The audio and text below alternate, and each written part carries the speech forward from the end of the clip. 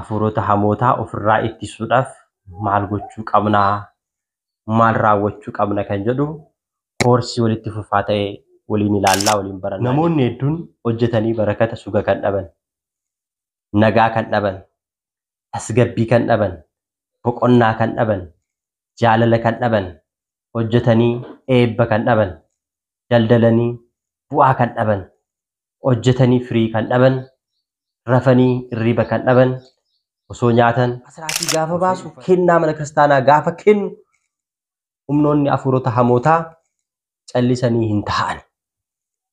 Ilma namaa kuffisuudhaaf, kabaja isa dhorkuudhaaf, nagaa isa dhorkuudhaaf, gaa'ila diiguudhaaf, waliigaltee nama dhorkuudhaaf, jireenya ilma namaa tokkoon tokkoon keessa seenanii jeequudhaaf hin taa'anii jechuudha.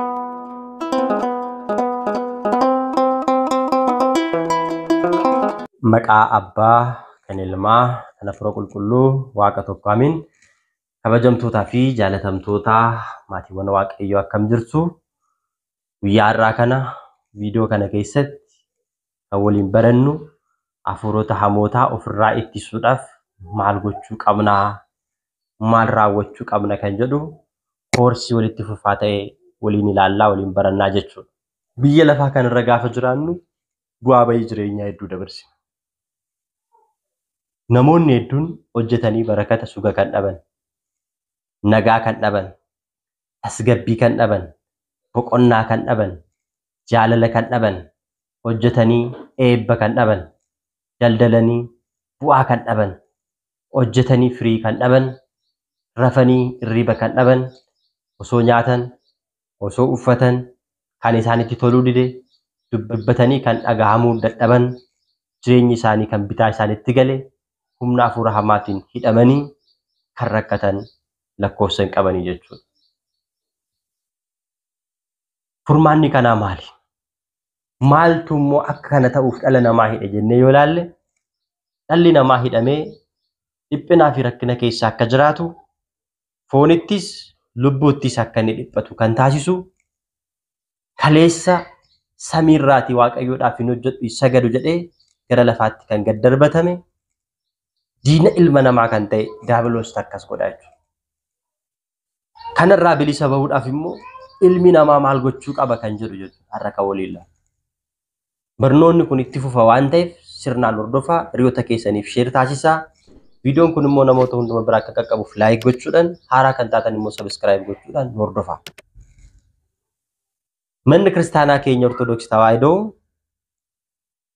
ilmi namaa humnoota afuurota hamootaa irraatii bilisa bahee nagaaf tasgabbiin jaalalaan Waaqayyoon amanee laphee isaa qulqulluudhaan Waaqa wajjin akka jiraatuuf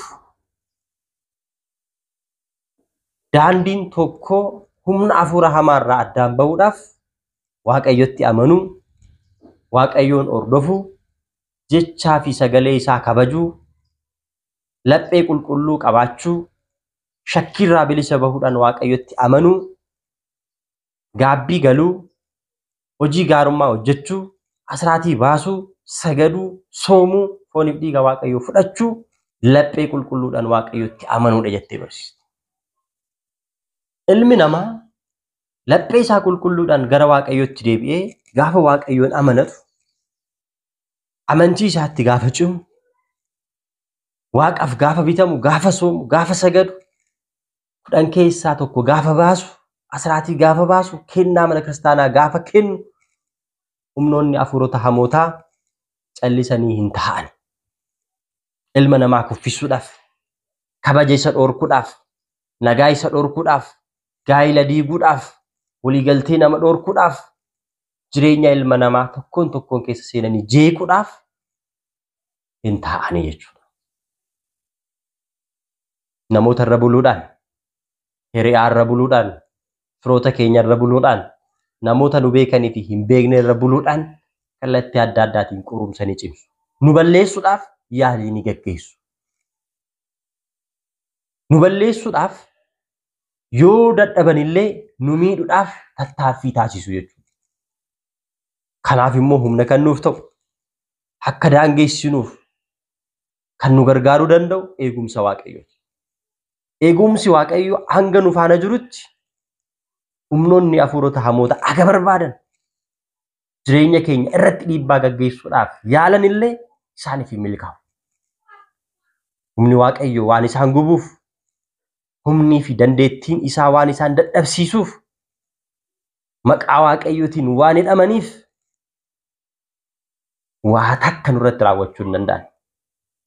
Israa'el irratti morriin hojjetu jedhamee macaafa qulqulluu keessatti akkuma barreeffame kan inni nurratti hojjechuu dadhabu yoo nuti laphee keenya qulqulluu waaqayyotti amanne, yoo abboommii fi ajaja waaqayyoo eegne, yoo isaaf bitamne, akkuma jireenya keenya addunyaa mo'achuudhaaf sa'aatii 24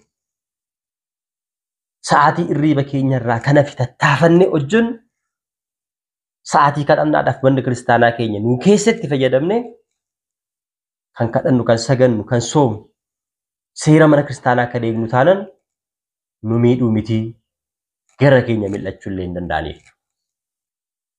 Kanaaf furmaata kan ta'u manni kiristaanaa keenya kan nuuf keesse immoo inni jalqaba amantii keenyatti cimuudha jechuudha. Beekumsa keenya irratti hirkachuu dhiisuudha jechuudha. Waaqayyotti hirkachuudha jechuudha. Qulqulluun Salamoon akkana nuun jedha. Waaqayyoon gooftaa kee laphee kee qulqulluudhaan amani. Amantaa fi jaalala laphee kee keessatti waaqayyoodhaaf qabaadhu. Waaqayyoodhaaf eeyyen. Laphee kee guutuudhaan waaqayyotti amani. Hubannoo mataa kee irratti, beekumsa mataa kee irratti hin hirkatiniin. Macaafa fakkeenyaa boqonnaa 3 lakkoofsa 5 irratti namoonni hedduun beekumsa mataa isaanii irratti hirkatanii, qabeenya isaanii irratti hirkatanii, dandeettii isaanii irratti hirkatanii, fira isaanii irratti hirkatanii kan kufan, kan waaqayyo irraa addaan ba'an, amantii isaanii kan jijjiiran, amanamummaa kan dhaban hedduu isaaniitu jiru.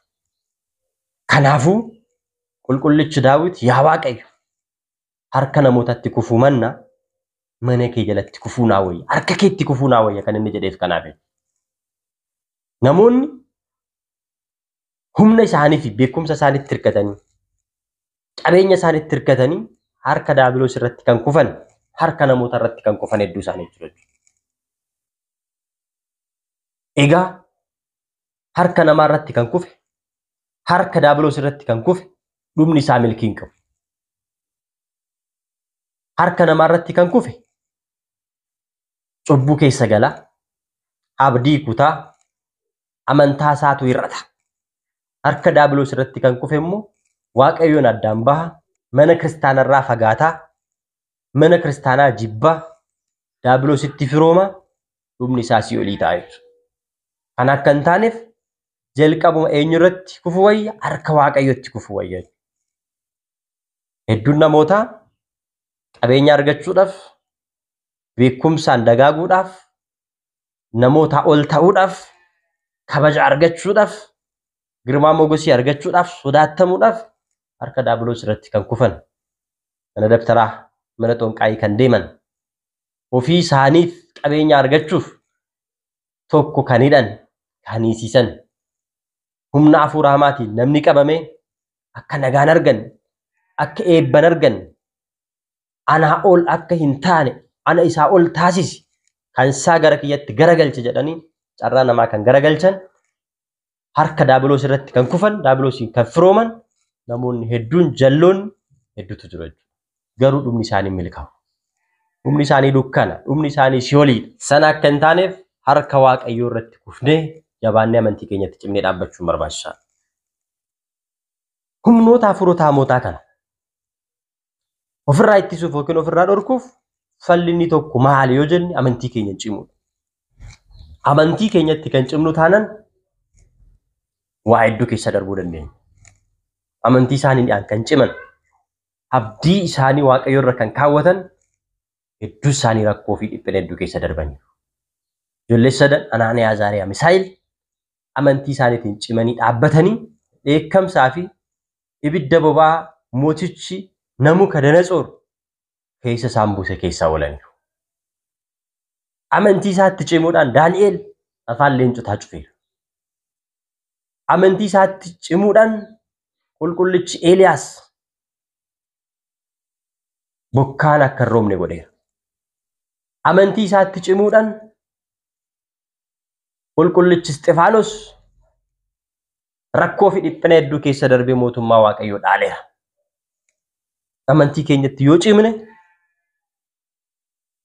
gamoo daabiloos nuuf ijaare kamiyyuu jigsuu dandeenya. Kiyyoo daabiloos kaa'e hunda diiguu dandeenya. Amantii jechuun garuu maal jechuudha? Hiikaan amantii nuuf galeera laata? Namoonni baay'een hiikaan amantii waan isaaniif hin galleef amantii isaanitti cimuu kan dadhabanii jiru waan ta'eef. Amantaa jechuun hiikaa maalii of keessaa qaba yoo jennu amanuu fi amanamuu kan jedhu kan of keessatti qabatudha.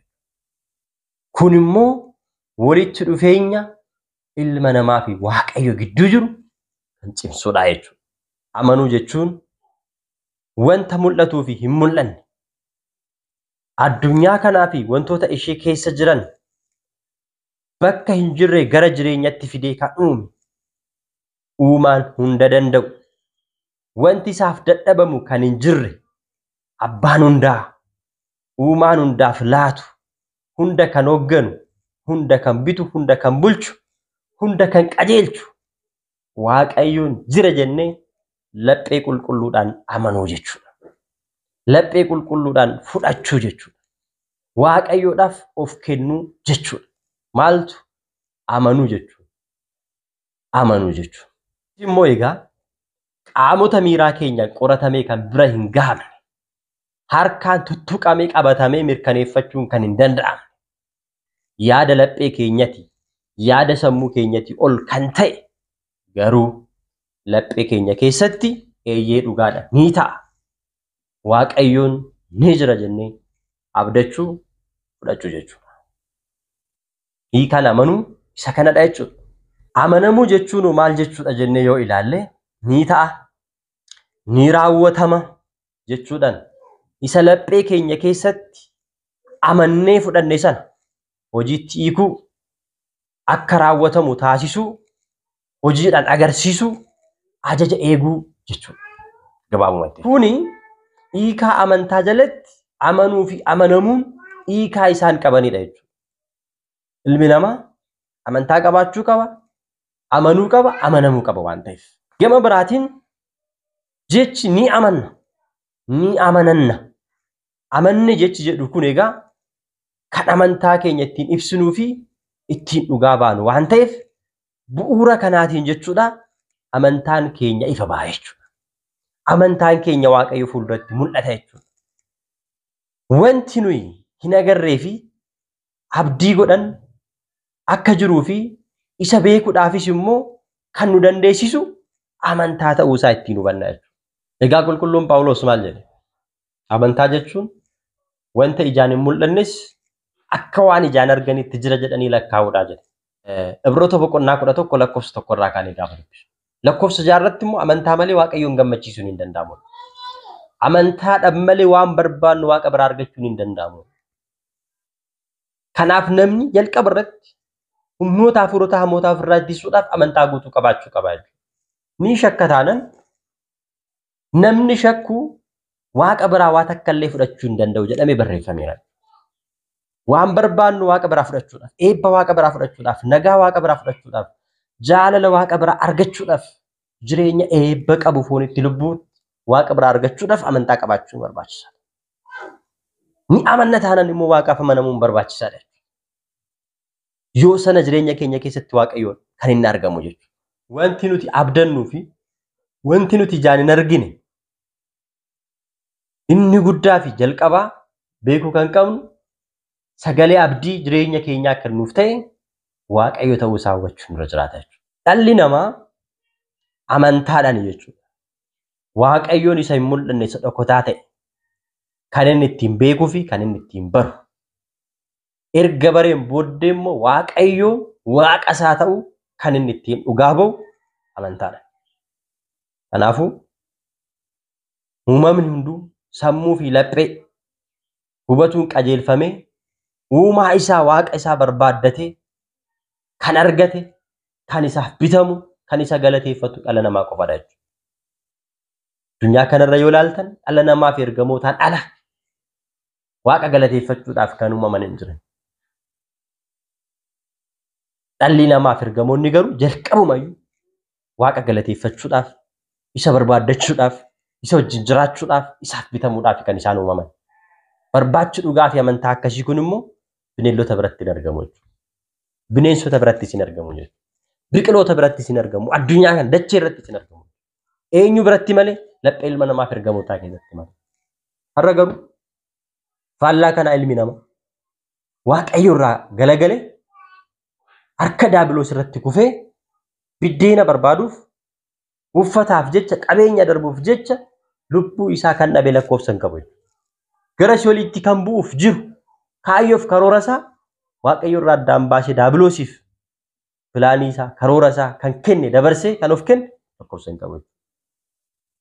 Isaan santu har'a warra waaqayyoodhaaf bitaman warra daandii waaqayyoo irratti amantiidhaan jabaatanii jiranis kan qoraa jiru isaaniidha. Kana beekuudhaaf immoo amantii qabaachuun nu barbaachisa jechuudha. Dhalli namaa bifaa fi fakkeenya eenyuutiin uumame? Fakkeenya waaqayyootiin uumame. Waaqayyootu ofitti fakkeessee nu uume jechuudha. Kanaafuu dhalli namaa kan waaqa barbaaddatuuf kanaaf jechuudha. Har'a garuu dhalli namaa baay'een isaa dhuguma waaqayyoon barbaaddachaa jira. Yeroo sa'aatii isaa hunduma waaqayyoodhaaf kennee laphee isaa waaqayyoodhaaf kennee itti amanee jira jennee yoo ilaalle ofirraa jalqaba. Yeroo boqonnaa keenyaa isa dabarsina.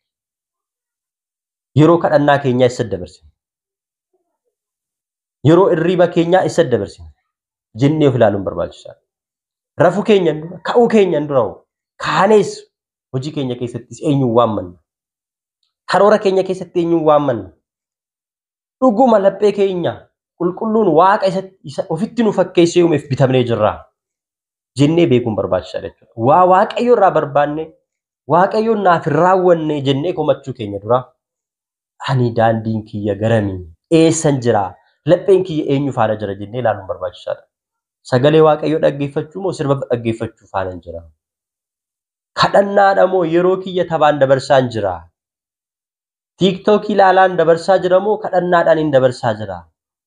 Fiilmii ilaalaan dabarsaa jira moo yeroo kiyya eessatti hin dabarsaa jira? Qoosaan hin dabarsaa jira moo kadhannaan hin dabarsaa jira? Galataan hin dabarsaa jira jennee ilaaluun barbaachisaadha jechuudha. Of sakatta'uun barbaachisaadha jechuudha. Gaafa sana deebii kan argachuu dandeenyu jechuudha. Deebiin nuti argachuu dandeenyu yoo laphee keenya qulqulluudhaan gara waaqayyootti amanne waaqayyoon barbaadannee qofaadha. Maaliif yoo jenne jireenya keenya keessatti waaqayyoon gammachiisuu kan dandeenyu amantaadhaan malee hin danda'amu waan ta'eef. Amantaan qabnu taanan waaqayyotti hin amanne taanan laphee qulqulluun gara waaqayyotti hin deebine taanan kennaa kenninuun deeggarsa nuti namoota rakkataniif taasisnu qofaan fayyuu hin dandeenyu. Waan raawwannu hunda amannee raawwachuu nurra jira. Amannee kan raawwannu yoo ta'e garuu dhugumatti waaqayyoon waan nuti barbaannu hunda nu raawwata jechuudha. Kanaafuu amantaadhaan malee waaqayyoon gammachiisuun hin danda'amu jedhamee macaafa qulqulluu irratti Ibroota boqonnaa 11 jaarratti kan barreeffame kanaaf. Nuti firoota keenya, maatii keenya, obboloota keenya, namoota gurguddoo jedhaman firoota keenya gammachiisuudhaaf dadhabbiin nuti dadhabnu lakkoofsa hin qabu. Garuu waaqayyoon gammachiisuudhaaf hammam dadhabnee irra laata? Waaqayyoon gammachiisuudhaaf ni kadhanna, ni saganna, ni soomna, gaabbii gallaa, fooniif dhiiga waaqaa fudhanna, hamaarraa fagaannee qajeelummaadhaan jiraanna, walirratti hamaa yaannu.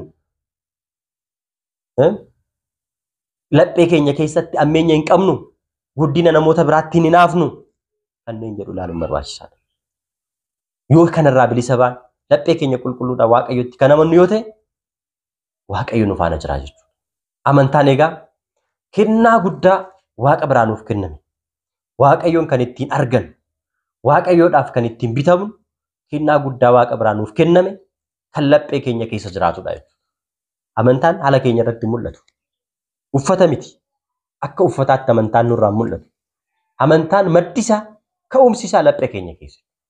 Lapheen keenya yoo qulqulluu ta'e bultoo waaqayyoo taana jechuudha. Gaafa qulqulluu irratti maal jedha? Tokkoffaa Qorontos boqonnaa 3:16. Lapheen keessan mana qulqullummaa waaqayyoo akka ta'e hin beektaniin laphee keessan maaliif xureessitu nuun jedha. Lapheen keenya qulqulluu taana laphee keenya keessa waaqayyoon ni boqota jechuudha. laphee keenya keessa waaqayyoon ni jiraata jechuudha. Kanaaf maddi amantii lapheedha jechuudha. Kanaaf lapheen keenya maal fakkaata ree? Lapheen keenya meenya qabu walii keenyaaf, firiyoota keenyaaf, ollaa keenyaaf maal fakkaata kan jedhu ilaaluun barbaachisaadha. Kanaaf amantiin keenya cimee ol guddachuu kan danda'u jireenya keenya hunduma keessatti dhugaadhaan laphee qulqulluudhaan waaqayyotti amanuudhaan kadhannaa sagada soomiidhaan gaabbii galuuf fooniif dhiiga isaa fudhachuudhaan amantii keenya ol guddisuu qabna jechuudha. Kan hin taane taanaan garuu amantiin keenya suuta hir'achaa nama amantii hin qabne, nama waaqayyo hin beekne, nama waaqni jibbe, nama waaqa fuulduratti gatii hin qabne taanee jiraannaa jechuudha. Kadhannu kan hin dhagahamne, waanni keenya iyyannaan keenya kan nuuf hin dhagahamne, rakkoon keenya namootatti kan hin mul'anne, ofii keenya qofa kan itti dhiphannu, kan itti rakkannu, boqonnaa kan itti dhabne, hirriiba kan itti dhabne, aaduu keenya namni kan nuuf hin beekne, kophaa keenya gungumaa bara jireenya keenya guutuu dabarsinaa jechuudha. Sana akka hin taaneef laphee keenya qulqulluu waaqayyotti amanuun barbaachisaadha. Maaliif qulqulluu hafa warqee akkana nuun jedha? Amantaan bu'uuraa, warri kaan immoo girgiddaadha yookiin immoo baatiidha nuun jedheera. Kanaafuu bu'uura kan taate amantii keenyatti cimne yoo dhaabbanne waan hunduma keessatti furmaata argachuu dandeenya. Diina keenyas mo'achuu dandeenya jechuudha. Kanaafuu humnoota hafuurotaa mootaa mo'achuudhaaf kutaan inni jalqabaa amantii bu'uura irraa laphee qulqulluudhaan waaqayyotti amanuudha jechuudha. Ni lammaffaa fi kanneen itti aanan immoo kutaa lammaffaa keessatti waliin ilaalla. Kan nu barsiise kan nu gorsee maqaan waaqayyoo kan galateeffame haa ta'u. Viidiyoo kana sheer godhaa, laayik taasisaa, sabskiraayib gochuudhaan yeroo hunda nu hordofaa. Nagaadhaan jiraadhaa. Usbaata